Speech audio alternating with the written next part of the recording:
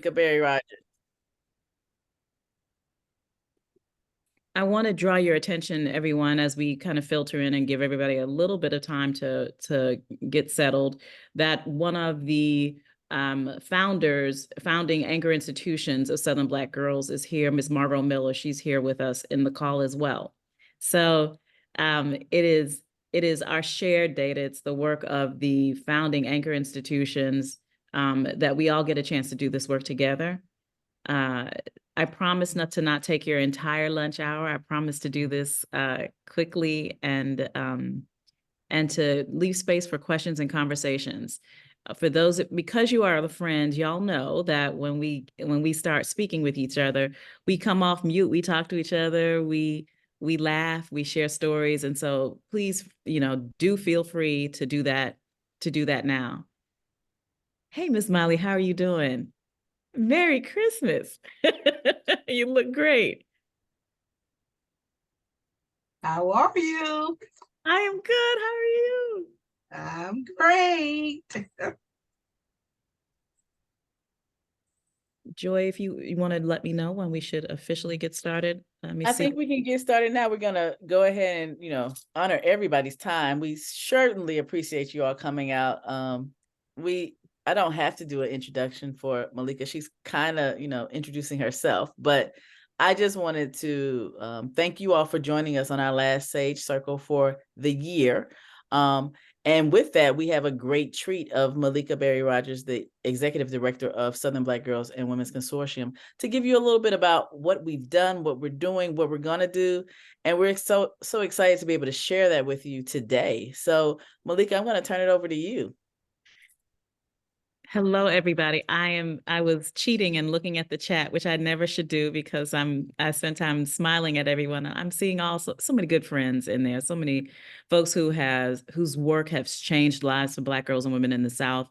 And the conversations that we have with you all change the way we do our work. And so I want to just thank you all at the top. What we have to share with you all is really the benefit of your work. This is our collective effort together. And so I'm really just giving you back what you have given to us already, what you've given to girls and women in the South already. So we're going to start with just a little bit of level setting for anyone who may be new to us. This is mostly a group of people who are friends already, and you know the work and you've been doing the work for a long time. But one of the things that we often share with everyone is that 50% of the people in the United States that identify as Black live in the South. So while we are a regional organization, we have national impact. When we do our work well, things change for the nation. We often say to ourselves, invest in a Southern Black girl, you change the nation. And it's because of this data that we say that. The other thing that we want to draw attention to here is that we have expanded in 2022, we expanded our footprint to include Texas. We're really thinking about Dallas and Houston and areas where we know the population is the organizations are serving Black girls and women like ourselves. And so we've opened up to Texas as well. This is the big slide. This is the exciting part. We're 3 years old. So when you think about Southern Black Girls, we began giving out grants in 2020. Our first grant opportunity was due to the COVID virus, and we started Black Girl Joy. In Black Girl Joy, we ask girls, what is it that would bring you joy? If you were given $550 to share that joy with others in your community, what would you do and how would you share it? They create budgets, they write plans, they do all of this. I'm losing my head, I see. They create budgets, they write plans, and what they then do is actually find their leadership skills. Over the past 3 years, we will, by the time we finish this very last cycle, we will have enriched the lives of 800 girls in the South, ages 12 to 24. That means those young ladies are doing things like leading in their community. They're finding leadership skills that they didn't know they had. For those of them who didn't know they were leaders, they now kind of identify themselves as such. Some of them are starting businesses, real businesses. One of my favorite examples that I love to talk about are the girls in Mississippi, excuse me, from Louisiana, and they call themselves Juice for Justice. Eight of them applied to Black Girl Joy because they wanted to get a refrigerator to hold their juice. They're selling juice to bring fresh fruits and vegetables to their community. What more could we ask for from girls? Lots of girls are actually really trying to find time to spend with their families. Some of the girls are actually filling the gaps in public policy in their respective communities. They are buying themselves track uniforms. They're buying themselves art supplies.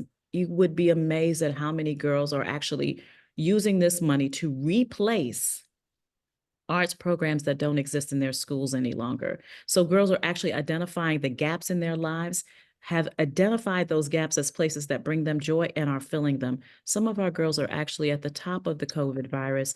They were actually really interested in buying PPE to take care of their mothers or their aunts who are working in medical facilities.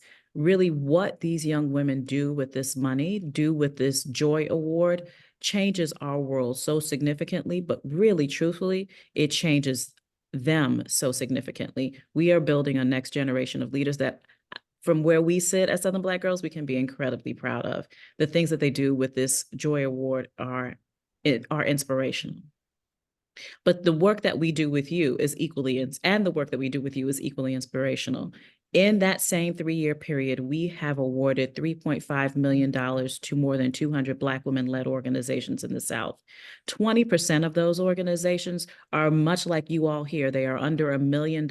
All of them are under $1 million. And the average grant budget size for those organizations are under $100,000.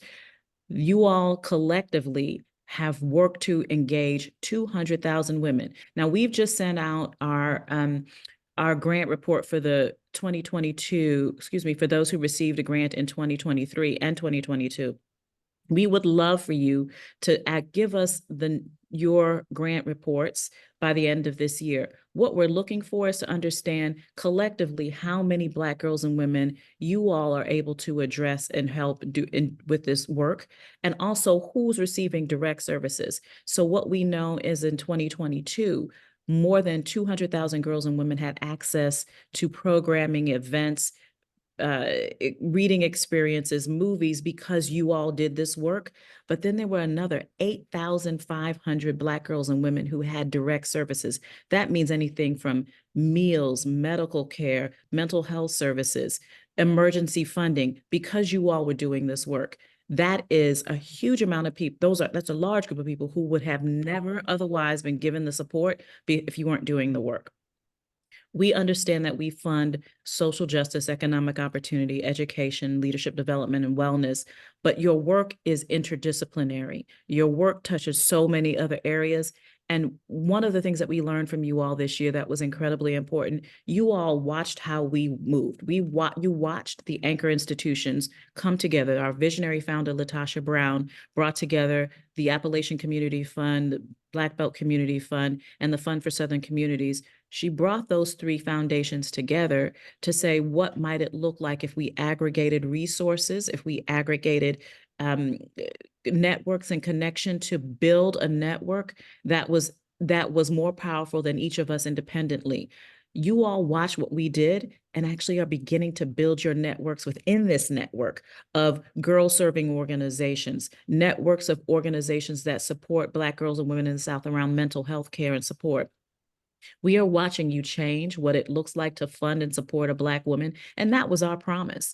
We told philanthropy, if you fund us, we will not only fund Black girls and women in the South, but we will show you what it means to be a true partner in support of the needs and the aspirations of Black girls and women in the South. And as we watch you do your work, that's exactly what's been coming true.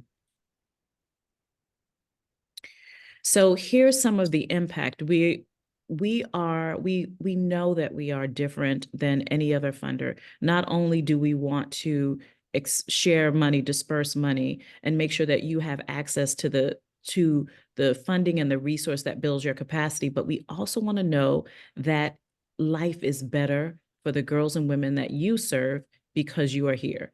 So we had talked about Black Girl Joy earlier, and one of the things that we like to share with funders, and we need to share with you so that you can share it, is that 95% of the girls who participated in our work, who received the Black Girl Joy Award, understood how to use joy as a self-care practice. I'll pause here and kind of revisit Black Girl Joy just a little bit. Not only do girls find leadership skills, not only do girls find passions that perhaps they didn't understand that they had before, but they also are being exposed to joy as a mental health practice.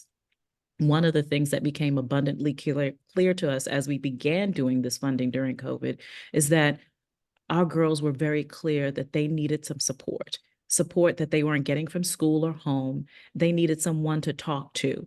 And we'll talk about this a bit more through our presentation, but they needed someone to talk to. They needed to understand how to be in control of their own emotional health.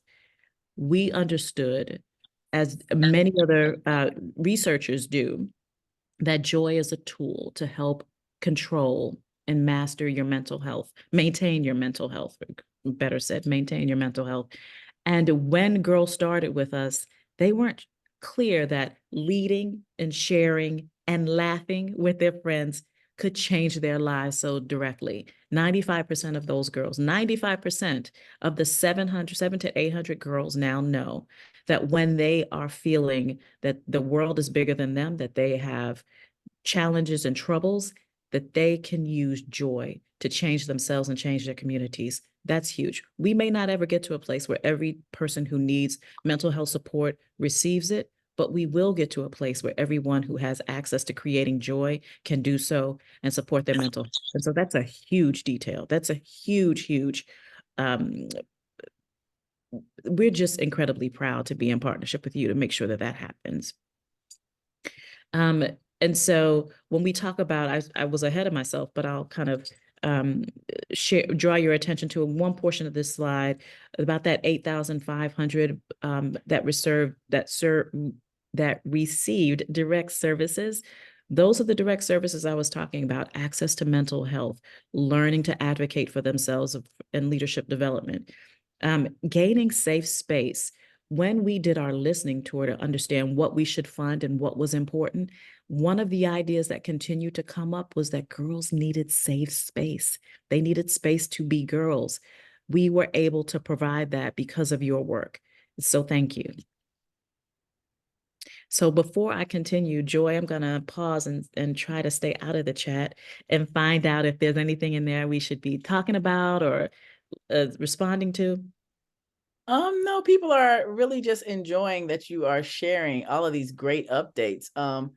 I will let you continue, but if people do have questions, I think we'll have a little bit of time at the end to celebrate a little bit more and to ask you direct questions. So right now, I think everybody's just loving the information and excited to hear what Black girls in the South are doing. They're doing so much. They're doing so much. So we decided, as I was sharing earlier, before we started funding, those of you who've been to our grant seeker workshops, you know this story already. Before we decided, we asked Black girls what they need. And so we learned what they needed. And our plan, our goal, our promise is that we will fund what Black girls need. We're not going to make up answers about what we think they need. We're going to fund what they need. So it's been 3 years. 2023 has been 3 years. We started that work in 2018 and 2019. So it's been 3 or 4 years since we asked girls what they need. And our last amazingly successful Black Girl Joy Conference, Black Girl Dream Conference in Memphis, Tennessee, we did the same thing. We asked all the girls who attended, well, how do they see themselves and what do they need? What do they understand about themselves in the world? So I have 4 data snapshots for you. Maybe I don't. So from the conference, we learned, I'm going to move my screen so I can see it properly. 56% of the girls want to dream of becoming whole women. And that's something that we learned with our evaluator. We asked them, what do they dream of becoming? And the question was broad and specific at the same time. So they could have said anything from hairdresser to phlebotomist to engineer to lawyer. They could have chosen anything. And what they talked about is they wanted to be confident, beautiful, powerful, strong, and independent. Those answers surprised the evaluator, and it surprised us as a team, because girls aren't looking to become a profession. They're looking to become whole adult women. That's incredible. They are teaching us right now how we should be addressing them and what's important to them. The idea that they can become whole, important women is an incredible shift in how I myself, honestly, am learning to think about how we speak to girls. 99% of them saw themselves in a positive light. Now, I'll tell you, with all of you who do evaluation or have done this work before, you know that there's a little trick in that we put them in a beautiful pink box in Memphis. There were flowers, there were streamers, there were pom-poms, there was dancing on the stage, there were lights. It was extraordinary. And so we asked them how, after a day of this incredible experience, how do they see themselves? And they saw themselves in a positive light.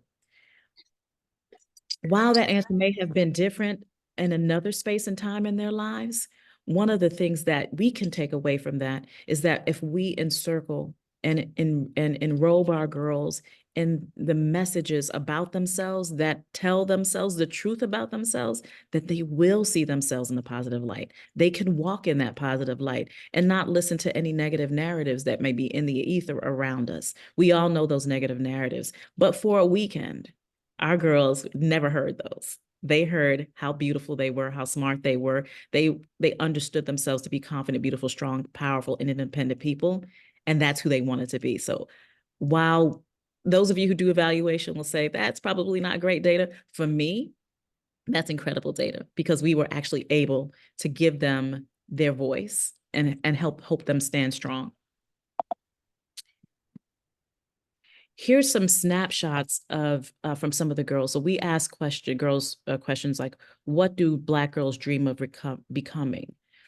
And one of the girls shared that she dreams of becoming accepted in spaces. When we ask our girls, what does it mean to be a Southern Black girl, or what do they want from the world in Southern Black girls, they always talk about how important it is for them to be accepted in their skin.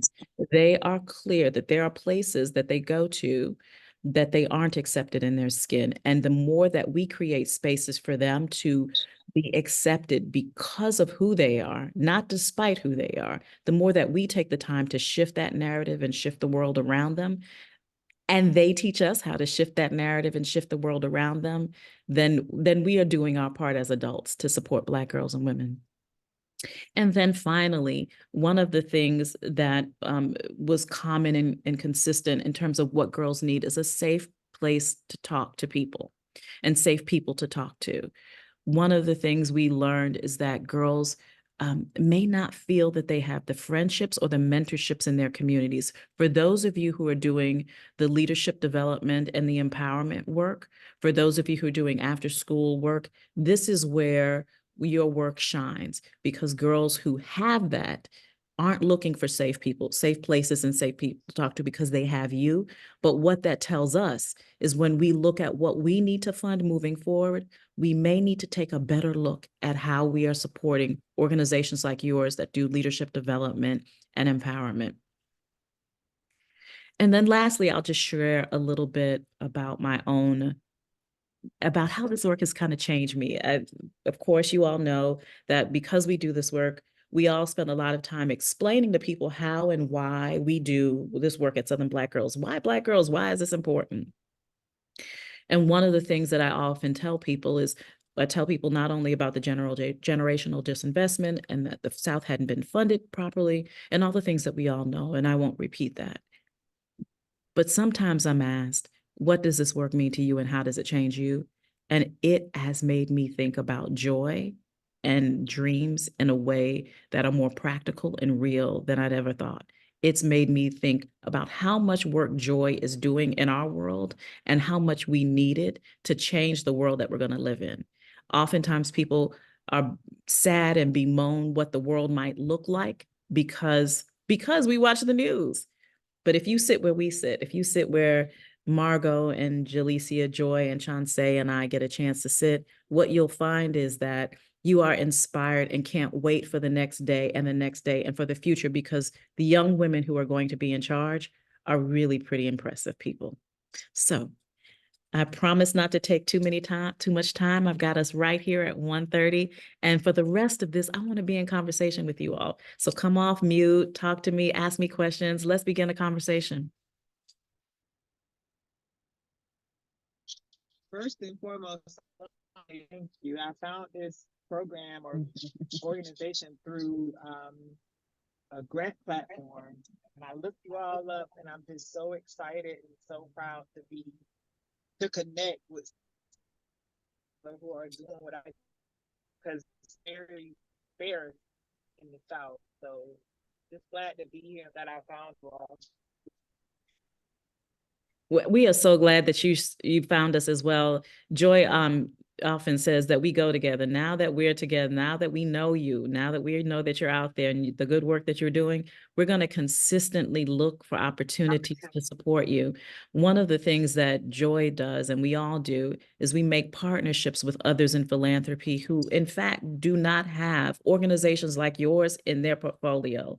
And over the last 2 years, we have made partnerships with 33 organizations. So those were organizations who were not our grantee partners. We actually intentionally looked on the list of people who applied, but we were not able to fund because our grant cycle is pretty competitive. So we found 33 organizations who were not able to fund and partnered them with a resource, an experience for their girls, an experience for their volunteers, an experience for themselves, and actually even grant funding. And those organizations collectively received more than $280,000. So we may not be able to fund you in our first grant cycle, but we're going to continue to find ways to fill that resource for you. So please stay in conversation with us and keep up with Joy. Hey, how you doing? Hey, Miss Bennett. Hi, how you doing? Good. I hadn't seen your face in a long time. I know. But I'm listen, reading your emails. I'm reading everything. They're amazing. Everything is amazing. thank you very much. When you talked about the survey, I realized where Brianna got this word from. All of a sudden, she wants us to add this language. We always said our vision is to end period poverty, and she says, "Mommy, we've got to add. We're working to help end period poverty so girls can live joyful and fulfilled lives all month long." So I see now where she got that joyful from. Yes. Yes. She got that from Southern Black girls. So girls can live joyful and fulfilled lives. That's the part she wanted us to add. So girls can live joyful and fulfilled lives. So thank you for teaching her that. Oh my goodness, thank you.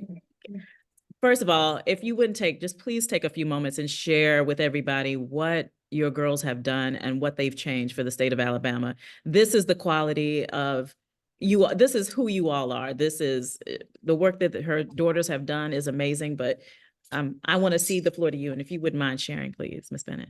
Yes, ma'am. Thank you. This story began when I have twin girls, Brianna and Brooke.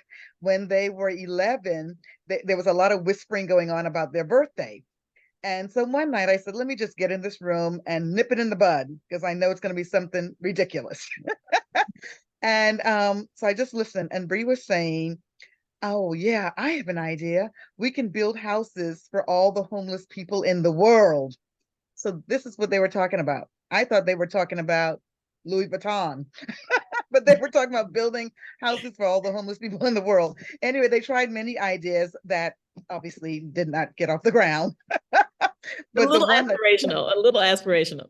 Yes, but the one that stuck was Brooke saying, Bree, I think we should just do something simple. We can give pads to girls every month. And Bree did not see the value in that. And Brooke's like, but the value is they don't smell, their clothes don't have spots on it. They're not embarrassed to play PE. They're not embarrassed to be in sports. They're not embarrassed to be in student government, that they're more confident. You know, they have the menstrual supplies they need. They come to school every day and they're more confident. And eventually Brianna went along with that. We thought it was going to be a very simple project. And so our goal was to give 25 girls pads every month. That was the plan, 25 girls pads every month. People learned about it.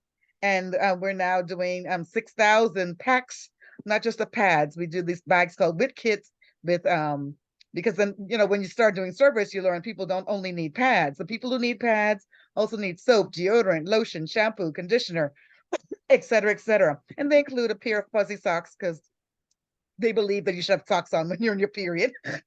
So we include a pair of fuzzy socks and a handmade bracelet. And then Brooke said, after just a couple of months, we're driving all our friends and relatives crazy, begging them for money to do this. Why isn't the government involved in this process? And so I made an appointment with them to speak with a state representative. She said, I'll give you 15 minutes.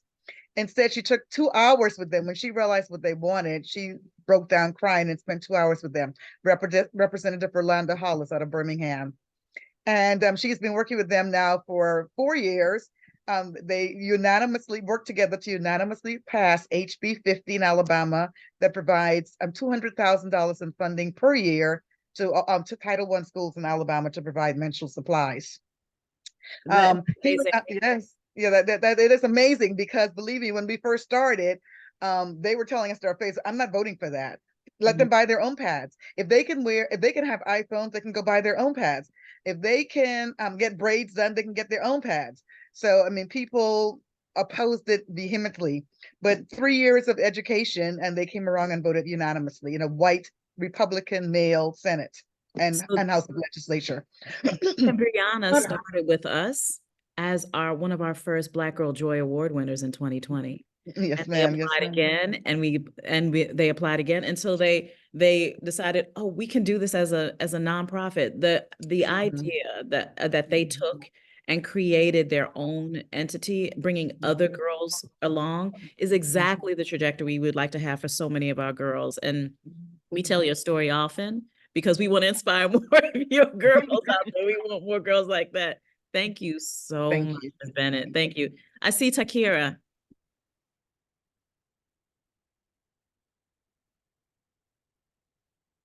Takira, do I have your name right? Yes, I'm here. Sorry. Hey, no problem. Let me turn my video on. I was just getting outside. Hey, how are y'all? Good. How are you? Doing well.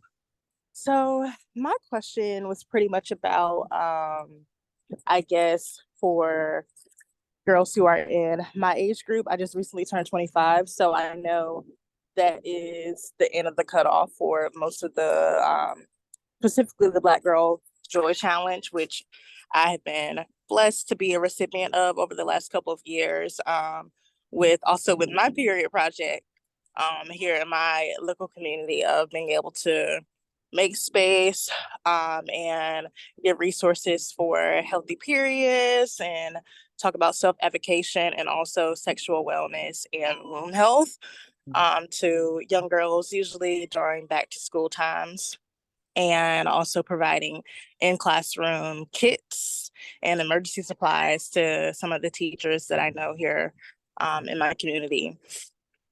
So my question really was, how can I still show up for the work that the Southern Black girls you all do, now that I'm no longer in the age range to receive the grant specifically. And I'm also, currently I don't have a 501, so I know I also don't qualify for the other grant that you all do for people who are, actual 501 nonprofits. So yeah, that's really my question. So there's so many answers to the questions. I'm gonna give some of this to Joy, but I'll start off. First of all, thank you for everything. Where are you? Where state and city are you in? I'm in Berkeley County, North Carolina. So I'm in Eastern North Carolina. In North Carolina. So here's a couple of answers to that question. Many organizations, many girls in particular, and Black Girl Joy Awards, excuse me, do work on period poverty, because it is central to a girl being able to feel whole and complete and show up for school, as Ms. Bennett shared with us earlier. So many of you all are doing period poverty. There's an opportunity perhaps for us to do some matchmaking. We need more partners in North Carolina. So for those of you from North Carolina, tell your friends to come and hang out with us. But perhaps there's some matchmaking we can do with another nonprofit in North Carolina that may be able to be a fiscal sponsor for you to absorb your work so that you can continue it. And we might be able to work out that. And so that's a larger conversation. I would also say, here are the easy ways to stay with us. Come to conference, join more SAGE calls, become a Wisdom Council member to see who else is doing the work for Black girls and women across the South and help allocate some of that funding. We have heard, and we are responding, that the 19 to 24-year-old range, we need more options for you all. We need to be able to do more, to be in conversation and have you lead us to the spaces that you all need to fill. So we've got some plans to make sure that we've got ourselves prepared to listen and then to activate on what it is this age group, this young adult, this young woman she may need. And so join us in that conversation to help inform that conversation. But we want to listen, and we know that up until this point, we have really been focused and been accessible for younger girls and been focused on women who are leading efforts that need capacity building. But we hear you and we know that we need to expand. So if you wouldn't mind going to Hey Girl Hey at southernblackgirls.org, and our youth engagement coordinator, Jalecia, will be on the other end of that.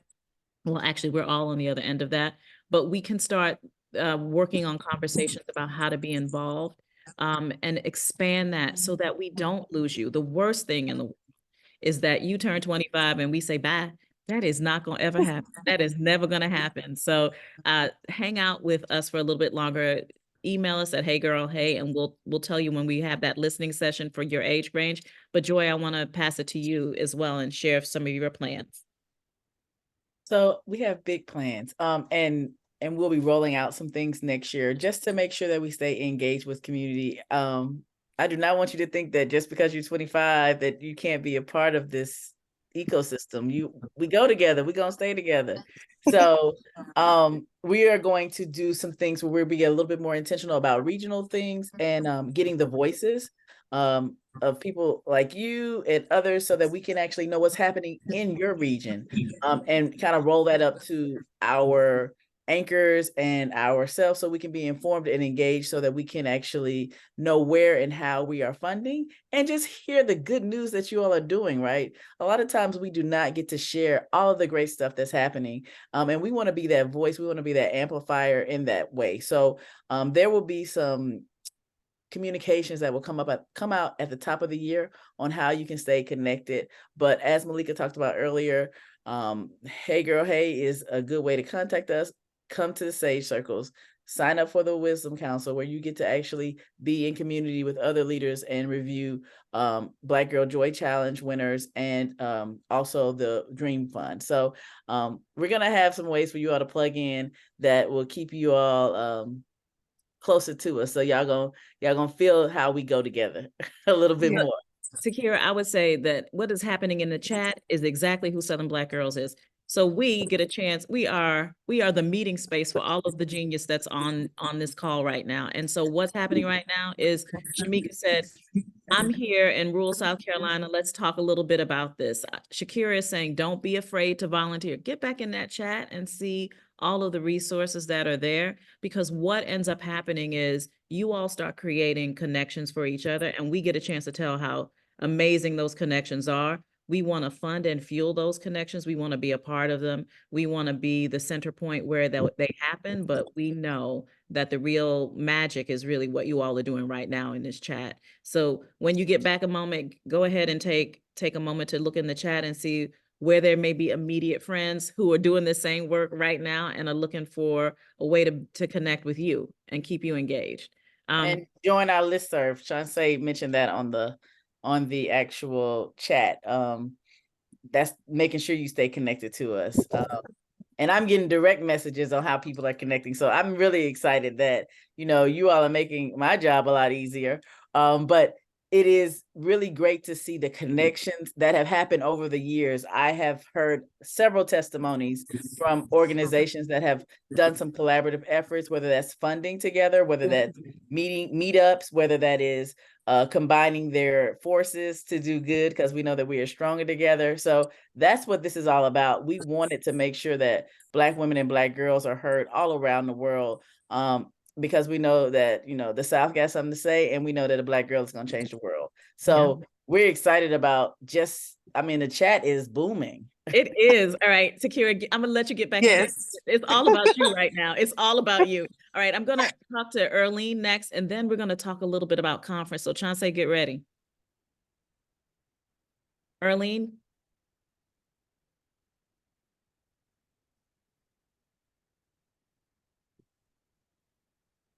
Ms. Rivers?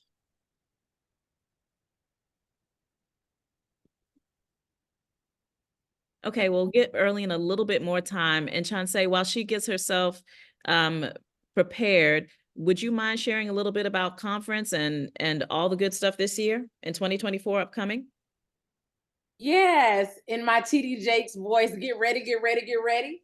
Yeah, we will be in Atlanta, Georgia, June 7th and 8th of 2024 for our Black Girls Dream Conference. And immediately following that, we are going on tour. So if you missed us on our bus tour in 2022, you'll have the opportunity to catch up with us on our bus tour this year. So that bright pink bus that went rolling across the South in 2022, we're bringing that back immediately following our conference.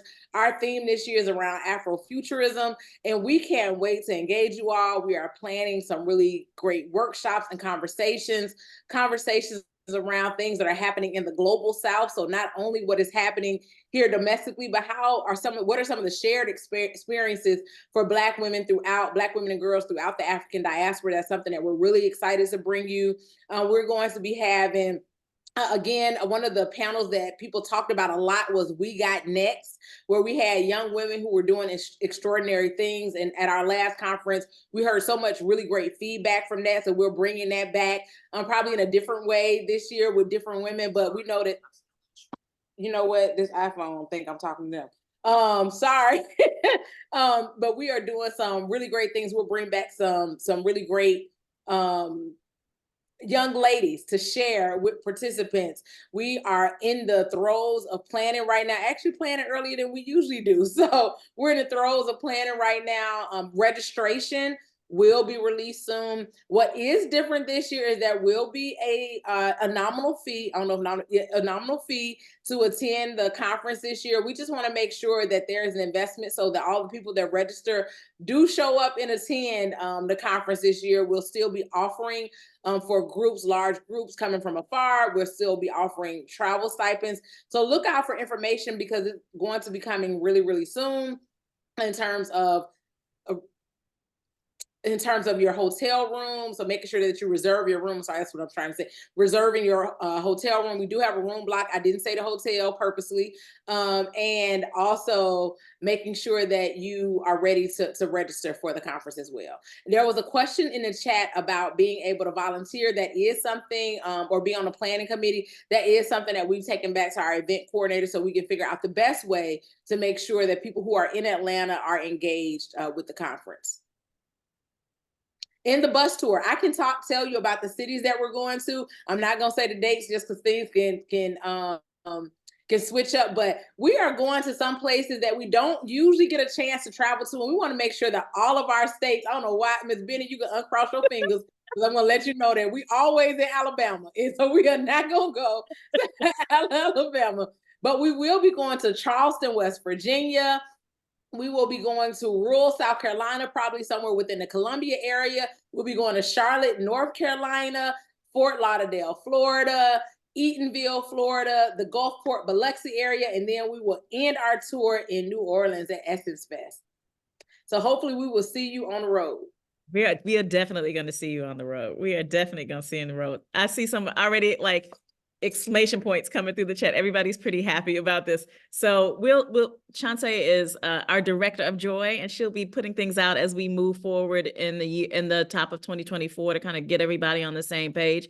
but you heard it here first, where we're going in each city on the bus tour. So those of you who've had the pleasure of having the bus tour in your community, not Texas yet, we coming though, we're coming, Nancy. Uh, for those of you who've had the pleasure of having the bus tour in your city, you know that there's nothing like it. There's nothing like it. This is uniquely ours, and it is incredible the effort that you all put into it and what we show the world when we get together. I'll also say that I'm supposed to not be watching the chat, but I'm in love with the chat because of how you all are solving each other's problems and how you all are celebrating each other and helping each other. And I don't want this meeting to be the last time that this happens, or it's difficult for it to happen. And so we have our own internal network. We call it Mighty Network, where you can, well, it's called Mighty Network, where you can continue this conversation amongst each other. Earlier, Joy and I mentioned that there were a group of organizations that support mental health, and they've gotten together and they have conversations. Some of their conversations they have on Mighty Network, and they share information among each other. If you are looking for the group of other grantee partners or our folks that are in our ecosystem that do after school programming, if you're looking for the other group of folks who do this period poverty work and you want to share space together, Mighty Network is where you want to be. If you want to know who else got a Southern Black Girls Grant in Kentucky and who else applied and want to know that, Mighty Network is the place to be. And so we want you very much to kind of continue these conversations in Mighty Network, because truthfully, we learn from you. When those group of leaders got together for mental health and wellness, we were then able to talk to another funder about supporting them, because mental health and wellness is important for Black women and girls in the South. And we were able to get some of those groups to a conference because we saw your energy. If you do what you do, and if you allow us to peek over your shoulder, we will do the work of helping find resources to make your work better and stronger. So please do use Mighty Network. Also, another plug for Mighty Network. Let us know what's going on. I mean, maybe you can reach me, Shansay, Jalicia, or Malikah via email. But if you put it in Mighty Network, we're looking. We want to brag on you because you all are doing phenomenal things, right? So you don't have to wait until you turn in your report. You can tell us what you're doing now. Let us know now so we can shine a light on it, right? We want to make sure that we are able to highlight the things that you all are doing, because like I mentioned earlier, we are stronger together, and we need to let the world know that things are happening in the South and Black women are running it. Malikah talked about the chat and being connected and how she loved it. But, you know, that's what Black women do, right? We always get together and solve things. And this is just another example of how that happens. Shansay, I don't know why your hand is up, because, you know, you talk when you need to talk. So I'm going to let you just talk. I wanted you to complete your thought. I didn't want to interrupt you. The chat is going crazy. I know that y'all want that Pepto-Bismol pink bus to come to you. But let me just say this. If you are not a stop for the bus tour, and I know like we're trying to cover states. So we got like one location in a state. So, and we're trying to spread the love across 13 states. So where we went last time, we won't be able to do this time. We're trying to, you know, spread that love around. And if we haven't gotten to you yet, we're going to get to you on the next bus tour. But outside of the bus tour and the conference, we're doing so many things. We try to make other ways to be involved within your communities to support your events or do things. For example, there have been movie screenings that we sponsored for particular communities. So we may not bring the bus, but we're engaging with your community in some way. So we're trying to make sure that everybody feels the love in support of Southern Black girls. So we got, you know, a lot of love to give. It just may not all be with the bus. Not with not everybody with the bus. And you opened up the door for moving screening. So Joy, I'm gonna give it to you to talk a little bit about what we're doing with the color purple, and if there are any spaces for anybody to be involved. I know we all saw Latasha's incredible news that she was at that premiere. Can you believe it? She was on the red carpet or the purple carpet, and with all the stars. And so Joy, if you wouldn't mind sharing exactly where we'll be or where we'll be for Color Purple. We were able to do Little Mermaid, and I know some of you on the call were actually able to participate in the Little Mermaid screenings we did. But Joy, what about Color Purple? So we are working with some of our partners. Some of you all are on the call to have a couple of screenings. Right now, we have secured, or we have partners in South Carolina, North Carolina, and Mississippi. We have a list. So Latasha put out the call. Let us know if you want to go to the movies. I know several of you all have emailed us, so we're working through that list to figure out what we can do and how we can help.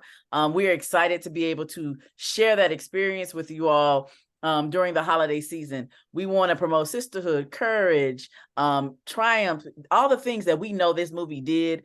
And, you know, sisters, we want to make sure that we get to go and do this with our sisters, and you all get to bring community to the movies. So that is just one space that we try to have a little sparking of joy, where we can connect you all to communities. We also love to work with the partners that we are working with, and we might give you a call. You'll get a random call from me one day, I'm sure. That is, you know, hopefully you won't think it's spam. I try to talk fast enough, but not slow enough where you don't think I'm trying to sell anything.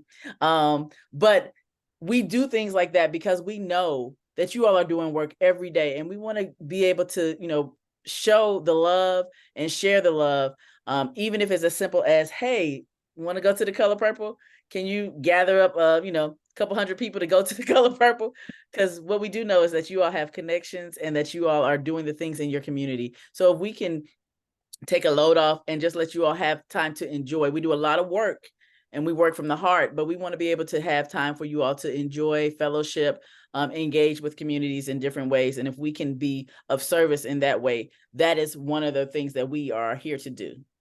So there are a couple of questions in the chat about how do they connect with any of our Color Purple, any of the Color Purple screenings that we're currently doing right now. And it is on the Instagram post where we did yesterday. So it's not too far down. I don't have the jot form right now. So if someone has it and can drop it in the chat, that would be helpful. But if you're on our Instagram, just look at Latasha's smiling face and the information should be there for you. I mentioned at the top of our call, the 4 founding organizations and our visionary founder, Latasha Brown, brought together to support and create Southern Black Girls and Women's Consortium. I mentioned Ms. Margot Miller. I'm not able to see if she's still on the call, but Alice Easton Jenkins is on the call, and she's executive director of the Fund for Southern Communities and one of the founding institutions of Southern Black Girls. And so she is here to share something with us. Alice, you've got the floor. No, I'm not to share. Hi, everybody. I'm not to share. I would wanted Joy, because thank you, Joy and Chauncey, for sharing. You know, we got the conference, we have the bus, we have possible screenings, but I was going to just ask Joy so that people, our partners and friends on the call, understand a little bit more about the strategy. You talked about those states and just the connection with those states to the movie itself, and why, at least at this point, those are the ones who've been selected. If you'll talk just a little bit more about that. Oh, no problem. So we know that there are several key players and stars of the movie that are from some Southern states. So Danielle Brooks is from South Carolina, grew up in South Carolina. Fantasia is in North Carolina. And Miss O is from Mississippi. So we knew, hey, we got to hit those, right? That was one of our key things. Like, okay, let's make sure we are really intentional in sharing the love in those communities. And so that's where we started our partnerships for the screenings. Thank you for asking that question, Alice. So we are getting Margot is on the call, just in case. Oh, good. I don't have my whole, hey, Margot, I see you now. I see you. So you've got the brain trust here. You've got the leaders and the founders of this work here. So we're really pleased to have them on the call. Before I wrap us up, we are 5 minutes to our time today. But one of the things that we recognize is that not only do we want to support supply funding, we want to help build your capacity as organizations. We want to make sure that because of your interaction with us and with each other, you emerge stronger and better able to do the work you're already doing. And so sometimes actually having access to data is that point, is that entry point. It will help you do that. If any of the information that we provided here today, you would like to ask more about what's happening in your state, what's happening let us know in Hey Girl Hey. We'll share our one pager with you. We'll share our data with you so that you can use it to tell your story as well. We want you to be able to, in South Carolina, North Carolina, Mississippi, or wherever you are, to be able to tell the story of Black girls and women. And so let us share this information with you so that you can do the same in your respective communities. And also, I think, Jaleesi, at the wrap up of this call, the conclusion of this call, could we make sure that we get everybody links to the job form and Mighty Network entry points and all of the things that we share today, so that they are, and then information about conference and bus tour, so that they can have it in one nice little package? Yes, I All will. right. All And right. most of the information is on our website. So if you go to southernblackgirls.org, you can sign up for Sage Circle. You can be a part. You can learn more about Wisdom Council. We had instructed and were told to send us an email if you're interested in the actual screenings. So if you email Hey Girl Hey at southernblackgirls.org, we will go to the next steps. I know Malikah is really sharing all the information, but the process that we would like to do is that you would email us directly at Hey Girl Hey, and then we can actually follow up with you. We would appreciate that. As you see our team, we're here, but this is our team. So that step would help us out a lot. We appreciate all of your time today, all of your gifts and talents, and sharing your testimonies, connecting with each other. Ladies, we are just overjoyed with the work that you do, and that we are here to service you and amplify your voices to make sure that our girls are really, our girls, Black girls and women, are really being showcased in the best light, and not in a scarcity mindset, but in the abundance that they bring to the world. All right. With that, we are going to say, offer you another heartfelt thank you. We see you girls going global. We're as everyone hops off, if you want to continue and hang out with us for a little bit longer, we'll share. We'll talk. But we want to honor everyone's time and get them off in enough time to either get that sandwich or get to the next meeting. And thank you for spending your lunch hour with us today. And thank you for everything that you've already done for Black girls and women in the South. Thank you. Have a good holiday, everybody.